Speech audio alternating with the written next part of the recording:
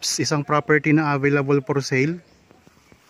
Isa itong farm lot na matagpuan natin sa bayan ng Magdalena, Laguna. Bali ang sukat nito mga kapraps ay mahigit 6,000 square meters.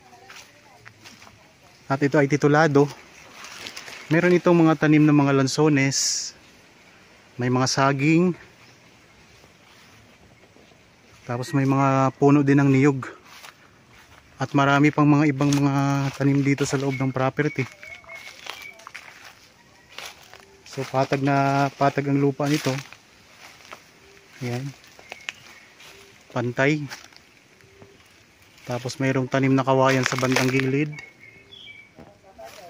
Mayroon ding tanim na puno ng kamyas. Yan, ito may nangunguha ng kamyas.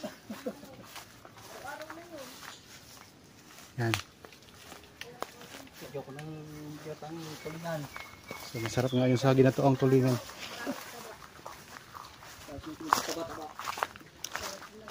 Ang property na ito ay mayroon ng daanan.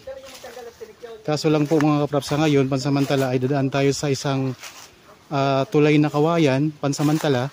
Kasi ngayong taon din po mga kapraps ay sisimula na rin ang paggawa ng tulay na sementado.